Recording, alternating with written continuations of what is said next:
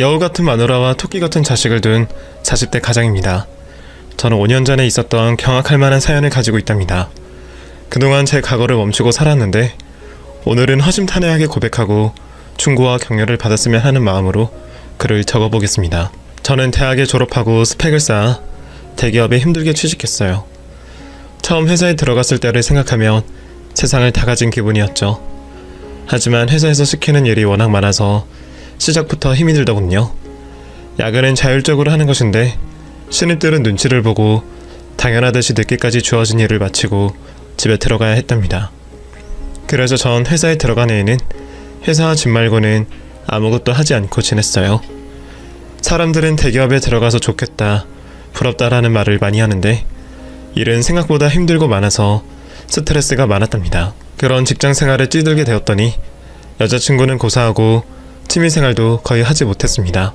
다행히 통장에 돈이 쌓여가고 있어 그걸로 만족하고 지냈습니다. 그렇게 세월이 흘러 제 직급은 과장이 되었고 조금 여유가 있어 애인도 사귀어보고 월차를 몰아써서 여행도 다녔어요.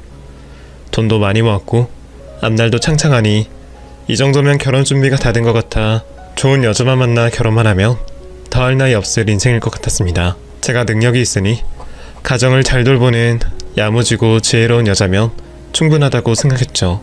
제 이상형을 알고 있는 회사 선배가 형수님의 지인을 소개해 주었습니다. 그래서 소개팅 자리에 나가봤더니 청순 가련한 여자분이 오셨습니다. 어떤 남자라도 첫눈에 반할 만큼 아름다웠죠. 저는 넋을 놓고 그녀를 뚫어져라 바라보았고 무슨 말 대화를 나누고 있는지 모를 정도로 정신을 놓고 있었어요. 누가 봐도 아름다운 여자에게 한눈에 반한 걸 알 수 있는 그림이었습니다. 여러 대화를 하다 보니 그 여자가 자기 꿈을 말하더라고요. 남편 내조를 하며 아이를 힘든 데까지 낳아서 훌륭하게 키우는 현모양처가 되고 싶다 말했죠. 그 말에 더더욱 호감으로 보였고 이 여자를 절대 놓치면 안 되겠다는 확신이 들었습니다. 그래서 바로 사귀자고 고백했어요. 결혼을 전제로 저를 만나달라고 진심으로 말했답니다. 긴장하고 떠는 제 모습이 그녀 눈에 귀엽게 보였는지 한참 동안 웃기만 하다가 생각을 좀 해봐야겠다고 하더군요. 확실한 대답을 듣지 못했지만 분명 운명의 상대라고 확신해서 그녀에게 연락해 10번 넘게 고백을 했습니다. 그래서 몇 번의 데이트를 하고 난 뒤 결혼을 전제로 연애를 시작하게 되었는데 여자친구는 제가 생각했던 것보다 훨씬 더 예쁜 사람이었습니다.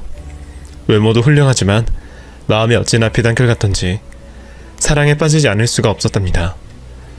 저는 빨리 그녀와 결혼하고 싶었는데 아직은 때가 아니라고 해서 2년 가까이 연인으로 지냈어요. 그리고 곧 저의 청혼을 받아주어 제 나이 37에 장가를 가게 되었답니다. 저는 다니던 대기업 계속 충실했고 아내는 전업주부로 살림과 내조를 맡았습니다. 꿈이 현모양처인지라 집안일을 진짜 잘해주었어요. 또 음식도 어찌나 맛있게 잘 만들었던지 제 뱃살이 날이 갈수록 늘어났답니다. 저는 찰떡궁합의 천생연분이라 생각했는데 결혼 초부터 문제가 하나 생겼습니다. 사연을 솔직하게 쓰기로 마음먹었으니 숨김없이 털어놓아 볼게요. 오랜 시간 회사에서 일을 하며 받은 스트레스가 심한 탓인지 남자로서 자신감이 조금 떨어졌어요. 그러니까 잠자리를 제대로 하지 못했답니다. 아내가 아이를 힘닿는 데까지 낳고 싶다 했는데 제가 밤일을 잘 못하니 그 꿈과 점점 멀어지고 있었죠. 전 이게 심각한 병인 것 같아 비뇨기과를 찾아가 상담과 검사를 받아봤어요. 의사 선생님은 사회생활하는 남자들에게 흔히 볼 수 있는 사례라며 큰 걱정을 할 필요는 없다고 말씀하셨습니다. 그리고 약을 복용하기 시작하면 끊기 어려우니 운동과 명상 같은 거로 이겨내라고 하셨답니다. 그래서 전 약으로 남성성을 찾지 않고 운동을 시작했어요. 회사 내에 있는 헬스클럽에 점심시간마다 가서 30분 동안 땀을 흘려 운동을 했고 주말에는 가까운 산에 올라 하체를 단련했습니다. 그러다 보니 점점 제 신체에 변화가 생기기 시작했고 더불어 잠자리에서도 전혀 다른 모습으로 변할 수 있었습니다. 아내도 운동으로 달라진 저에게 대단하다며 멋진 밤을 보내게 해줘서 고맙다고 하더군요. 그렇게 용기를 얻고 건강한 남자가 되나 싶었는데 회사 일이 제 발목을 붙잡고 말았답니다. 과장까지는 한 번에 올라갔지만 그 이상으로 올라가려면 실적과 능력을 인정받아야 하는데 저희 팀의 실적이 거의 꼴찌였습니다. 후배들이 열심히 일해주긴 했지만 제가 부족한 탓에 이렇게 된 것 같았죠. 그래서 제 밥그릇과 팀원의 밥그릇을 빼앗기지 않으려면 2배, 3배 이상으로 일해서 실적을 쌓아야 해서 점심시간에 한가하게 운동할 새가 없었습니다. 아침에 1시간 일찍 출근해서 많은 업무를 해나갔고 야근해야 하는 건 기본에다가 주말에도 시간을 내서 일하는데 몸과 정신을 쏟아냈습니다. 차츰 저의 실적은 좋아지고 있었는데 아내에게는 소홀해졌죠. 결혼과 동시에 아이를 가지고 싶어한 사람인데 제가 맨날 늦게 들어가고 기운 없이 잠만 자더니 얼마나 속이 상했겠어요. 그때 제 몸은 남자의 기능을 거의 다 잃었는지 아내와의 잠자리를 거의 하지 못했답니다. 제가 회사에서 매출도 팍팍 뛰고 당당해지면 바쁜 생활을 줄이고 아내에게 충실하겠다고 하면 조금만 기다려달라고 했죠. 그런데 일주일 뒤에 엄청난 반전이 찾아왔습니다. 일을 끝내고 밤 11시쯤에 집에 들어갔는데 아내가 저를 향해 달려와 안기며 믿을 수 없는 소식을 전했답니다. 여보, 나 임신이래. 벌써 3주차라고 했어. 뭐? 임신을 했다고? 3주? 여보, 우리 같이 잠자리를 한 게 더 오래되지 않았었나? 그러자 아내가 저를 밀어내며 인상을 찌푸렸습니다. 당신 지금 무슨 말을 하는 거야? 그럼 내가 다른 놈 자식이라도 가졌다는 거야? 아니, 그게 아니라 요즘 내가 일에 시달려서 당신을 거의 안아주지 못했잖아. 당신이 깊이 잠들어도 할 건 다 했거든? 일 때문에 까먹은 모양인데 당신 꽤 강렬했어. 아내의 말을 들어보니 제가 새벽 시간에 아내를 안아줬던 기억이 스쳐 지나갔습니다. 너무 피곤하고 스트레스가 심해 그런 사실을 기억하지 못하고 있었던 거죠. 그래서 전 바로 사과하고 아내에게 임신을 축하하고 고맙다고 안아주었습니다. 그제야 마음을 푼 아내가 초음파 사진을 보여주며 빙그레 미소를 지었답니다.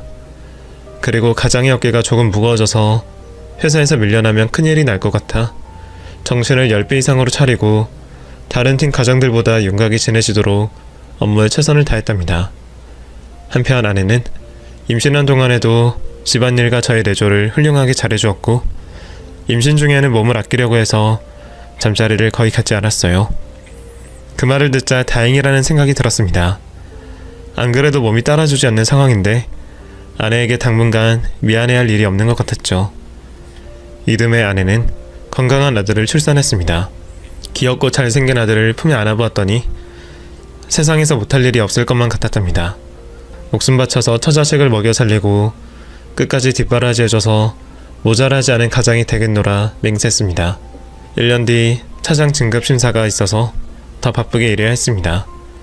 아내에게 사정을 말하고 가정에 소홀히 해도 1년만 기다려달라고 사과와 부탁을 했답니다. 여보, 내가 집에 너무 무신경했지? 당신을 혼자 두고 매일 야근했던 걸 생각하면 미안해 죽을 지경이야. 그런데 내년에 차장 진급 심사가 있어서 앞으로 더 바빠질 것 같아. 당신도 알겠지만 진급해서 물 먹으면 회사에서 눈칫밥을 먹으면서 자리를 언제 빼앗길지 모르면서 다녀야 돼. 그런 가장의 책임이 와르르 무너지고 말거든. 나 이해해줄 수 있어? 그야 당연하지. 다른 것도 아니고 처자식 먹여 살리려고 전쟁터에 나가 열심히 일하는 건데 왜 기다리지 못하겠어? 여보, 인생은 길어. 나중에 얼마든지 함께할 시간이 넘쳐날 테니까 지금은 당신 일만 생각해. 진급해서 우리 식구 먹여 살릴 생각만 하라고. 아자아자 파이팅! 이해해줘서 고마워. 당신이 응원해주니까 힘이 절로 나네. 내가 결혼 하나는 정말 잘했다니까. 여보, 나랑 결혼해줘서 진심으로 고마워. 그렇게 아내의 응원에 힘입어 더 열심히 일에 전념할 수 있었습니다. 아주 바쁘게 지내긴 했지만 사랑스러운 아내를 보면 가만히 있을 수 없어 뜨거운 사랑도 가끔 했습니다. 사실대로 말하면 병원에서 약을 처방받아 약의 힘으로 잠자리를 가졌죠. 그렇게 해서라도 아내와의 관계에서 소홀해지고 싶지 않았답니다. 나름 최선을 다하는 가장으로 지내려고 한 거죠. 1년의 시간이 지나 차장 진급 심사 날이 다가왔는데 회사 게시판에 붙은 진급자 명단을 보고 쾌재를 불렀답니다. 제 직책이 차장으로 바뀌어 있어 날아갈 듯 행복했답니다. 그동안 잠자는 시간 줄이고 밥 먹을 시간에도 일한 보람이 이렇게 찾아온 거죠. 저는 들뜨고 기쁜 마음으로 꽃다발을 사들고 집으로 돌아갔습니다. 여보, 나 진급했어. 이제 차장이라고. 어머, 그게 정말이야? 축하해 여보. 이거 놔주려고 사온 꽃다발이야? 진짜 감동이다. 이게 다 당신의 내조를 잘해준 덕분이지. 당신이 옆에 없었더라면 이렇게 빨리 진급하지 못했을 거야. 그렇게 생각해준다니 감개가 무량하네. 그런데 여보, 나도 기쁜 소식이 있어. 나 둘째 가졌어. 뭐? 아기를 가졌다고? 와, 오늘 완전 격경사가 터진 날이네. 여보 고마워. 그리고 축하해. 가끔 약의 힘으로 아내와 불타는 밤을 보냈기 때문에 임신까지 했답니다. 저는 남자로서의 기능이 부족하다고 생각했는데 아내가 아이를 둘이나 갖는 걸 보니 제가 대단한 남자라는 착각이 들면서 어깨에 힘이 들어가더군요. 이젠 진급도 하고 하는 일도 줄어들어서 가족들과 시간을 많이 보낼 수 있었습니다. 육아를 혼자 하고 있던 아내에게 도움이 되려고 저녁부터는 아들, 딸을 제가 돌봤답니다. 그동안에 미숙했던 아빠였지만 이제부터는 보통 아빠들 이상으로 잘해주려고 최선을 다했습니다. 또 주말에는 집에만 있는 게 갑갑했을 아내에게 자유를 줬습니다. 제가 모든 육아를 책임지겠다고 큰 소리를 내며 실컷 놀다가 들어오게 말이죠. 아내는 이런 호강을 누려보는 게 얼마만이냐며 소녀처럼 기뻐하며 친구들을 만나 실컷 놀다가 들어왔습니다. 자주 아내에게 자유를 주기도 했고 가족들 모두 데리고 여행을 다녀오기도 하며 애처가로 점점 가까워지고 있었습니다. 그런데 여전히 남자로서의 역할에 조금 문제가 있어 비뇨기과에 가서 정기적으로 약을 처방받았습니다. 의사 선생님은 나이가 40을 넘은 데다 운동 부족과 스트레스가 심하니 그런 거라고 말씀하셨고 저 같은 현대인들이 많으니 크게 걱정할 것까지는 없다고 하시더군요. 그래서 약의 힘을 빌려 아내와 가끔 뜨거운 밤을 보냈습니다. 저는 아주 만족하고 행복했는데 아내는 어떨지 몰라서 진지하게 물어봤답니다. 여보, 괜찮았어? 표정 보니까 크게 만족한 것 같진 않은데. 아니야, 아주 좋았어. 당신 최고였다고. 지금 너무 항원해서 넋을 잃어서 그런 거야. 당신 정말이야? 괜히 나 자존심 세워주려고 하는 말이 아니고? 나 거짓말 못하는 성격인 거 몰라? 당신과 잠자리가 마음에 들지 않았으면 결혼 자체를 하지 않았을 거라고. 당신은 예나 지금이나 화끈하고 터프한 멋진 남자야. 오늘 밤 진짜 좋았어. 그렇다면 다행이네. 여보, 얼른 자자. 내가 800에 해줄게. 다행히 아내가 잠자리에서 만족한다는 말을 해줘서 힘이 났습니다. 그래서 제가 걱정할 일은 하나도 없었답니다. 그런데 얼마 뒤 아내가 저에게 좋은 일이 생겼다며 제 손에 사진 한 장을 쥐어주었습니다. 뭔가 하고 내려다봤더니 애기 초음파 사진이었답니다. 너무 놀란 저는 할 말을 잃고 아내를 뚫어져라 봤습니다. 여보, 또 임신을 했어? 뭐야 그 표정은? 이제 아이가 싫어진 거야? 둘이나 있으니까 됐다 이거냐고. 아니야, 무슨 말을 그렇게 해. 그게 아니라 당신 나이가 40이 넘었는데 아이를 낳는 게 괜찮을까? 아무리 다들 늦게 애를 낳는다고 하지만 40 넘어서 애를 낳으면 크게 고생한다고 그랬어. 난 아무런 문제 없거든. 아직 팔팔하단 말이야. 당신 내 꿈이 뭔지 까먹은 건 아니지? 힘 닿는 데까지 애를 낳아서 남편과 애들을 열심히 뒷바라지하는 혁명처가 되겠다는 거 말이야. 당연히 기억하지. 그래도 난 걱정이 되네. 당신이 잘못되기라도 할까봐 무섭다고. 이 남자가 왜 이렇게 겁이 많아? 애 낳는 거 그렇게 힘들지 않거든. 그리고 벌써 둘이나 낳아봤는데 뭐가 힘들겠어? 그래 알겠어. 당신이 그렇게 기뻐하는데 내가 찬물을 뿌릴 수 없지. 여보 축하해. 우리 셋째까지 건강하게 잘 나와서 행복하게 살자. 사랑해. 그렇게 아내의 임신을 축하해 주었고 이번에는 아내 태교를 적극적으로 도와주기로 했답니다. 회사에서 6시 땡 하면 집으로 달려와 첫째, 둘째를 업고 놀아주며 아내를 편하게 해주었습니다. 또 저녁상도 제가 차리기도 했고 집안 청소도 힘 닿는 데까지 도와주었죠. 아내 입에는 빠르게 불러왔고 눈 깜짝할 사이에 산부인과에 들어가 셋째 낳을 준비를 했답니다. 이번에는 저도 회사에 일주일 휴가를 내고 아내 옆에 붙어 있었습니다. 셋째가 태어나는 순간에는 저도 분만실에 들어가 아내에게 힘을 보태주고 탯줄도 제가 자를 생각이었습니다.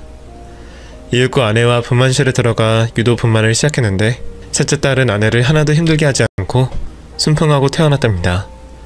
그리하여 저희 가족은 5 식구가 되었고 가장인 제 어깨는 조금 더 무거워졌습니다. 아무리 대기업 차장이라고 해도 자식 셋을 부양하려면 돈을 많이 벌어야 했으니 간부급으로 올라가야겠다는 계획을 세웠습니다. 아이들이 셋이나 되어서 집에만 가면 시끌벅적했습니다. 옛날 어른들은 어떻게 애를 8, 9을 낳아 키웠는지 존경심이 절로 생기더라고요. 그렇게 집에서도 회사에서도 피곤하고 힘든 나날을 보내고 있었는데 어느 날 아내가 또 초음파 사진을 들이밀며 임신 소식을 전했습니다. 뭐야? 임신? 여보, 우리가 애들이랑 같이 잤는데 어떻게 애가 생겨? 당신도 참. 애들 다 잠들었을 때 우리 둘이 슬쩍 했던 거 기억 안 나? 내가 톡톡 치면 당신이 내 옆에 왔잖아. 그때 애기가 생긴 거야? 당신이나 나나 진짜 건강한가 보다. 일부러 시도한 것도 아닌데 애기가 절로 생기네. 스쳐도 한 방인가 봐. 그야 우리가 천생연분이니까 그렇지. 여하튼 내 집까지 나오면 우리 이사를 가야 될 것 같아. 애들이 워낙 시끄러우니까 이웃들이 자주 뭐라고 해서 주택으로 옮겨야 할까봐. 주택? 하긴 우리 애들이 좀 시끄럽긴 하지. 당신이 내 통장을 관리하고 있으니까 얼마나 필요한지 알아봐 줄래? 내가 회사에서 받을 수 있는 대출이랑 은행 대출은 알아볼게. 정말? 그럼 우리 이사 가는 거야? 그래. 당신이 그동안 고생한 게 얼만데 그 정도도 못하겠어? 내가 회사에 뼈를 묻을 테니까 돈 걱정은 하지 마. 우와, 당신 최고. 이제 우리 주택으로 간다. 야호. 그렇게 좋아? 아이고, 아주 좋은 데로 알아봐. 애들하고 같이 텃밭도 가꿀 수 있는 넓은 마당에 있는 곳으로 말이야. 그래서 저희 식구는 얼마 뒤에 넓은 마당도 있고 방이 여러 개 있는 주택으로 이사를 했답니다. 대출이 반이긴 하지만 제 능력으로 빨리 갚을 수 있는 수준이었습니다. 아내는 아늑한 집을 가졌다며 한 달 동안은 거의 미소가 얼굴에서 떠나질 않았습니다. 아이들도 어리지만 집이 바뀌어서 좋았는지 전보다 더 밝아진 것 같았어요. 우는 날이 줄어들기까지 했네요.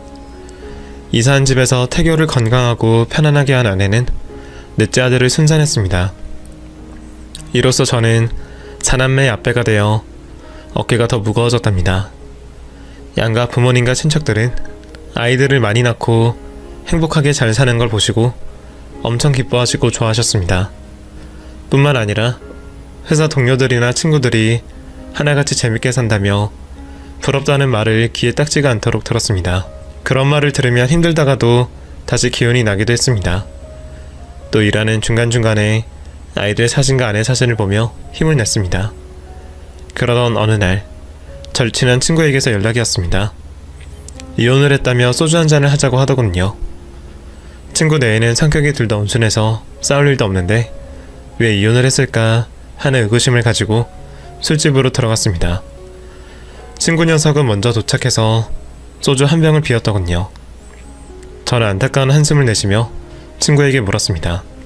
지열아, 왜 그렇게 된 거야? 이혼을 왜 한 거냐고. 친구야, 나도 이혼할 줄은 꿈에도 몰랐다. 내 인생이 이렇게 망가지게 될 줄 알았으면 결혼을 하지 말 걸 그랬나봐. 도대체 뭐 때문에 헤어진 거야? 재수씨 정도면 온순하고 착한 성격인데 뭐가 안 맞아서 이혼을 한 건데? 뭐가 안 맞았을까? 그래, 마누라녀는 나랑 잠자리가 맞지 않아서 바람을 피운 건가 보네. 방금 뭐라고 했어? 바람? 그 순진한 재수씨가 바람을 피웠다고? 저는 너무 놀라서 친구에게 진짜로 그런 거냐고 2번을 더 물었습니다. 그러자 친구는 땅이 꺼지도록 센 한숨을 쉬며 대답했습니다. 너도 못 믿는데 나는 오죽하겠냐? 마누라년이 앞에서는 순진한 척했는데 전혀 아니었어. 뒤에서 더럽게 놀았나봐. 증거를 수집해봤더니 상간남이랑 아주 살림까지 차렸더라. 내가 바보 등신이었지. 진짜 충격이다. 안 그럴 것 같은 사람이 그런 짓을 저질렀다니. 치열이 네가 많이 힘들었겠다. 그래서 이혼하고 딸은 네가 키우는 거야? 딸? 아니 친구야, 내가 진짜 이혼한 이유는 아내의 바람이 아니야. 내 딸이 그 상간놈의 핏줄이었기 때문이야. 두 년놈이 날 속이고 지들의 애를 싸지른 거야. 뭐? 어떻게 그런 일이... 그 잡것들 어딨어? 그걸 가만둔 거야? 제가 분노하며 물었더니 친구가 벌써 아내와 상간남을 둘러겹해주고 이혼 소송으로 엄청난 액수의 위자료를 받았다고 하더군요. 친구는 한참 동안 한숨만 쉬면서 안주도 먹지 않고 소주만 들이켰습니다. 그러다 곧 자리에서 일어나려는지 마지막으로 저에게 조언 하나를 해주겠다고 입을 열었습니다. 친구야, 너도 순진한 게 모든 걸 믿지 마.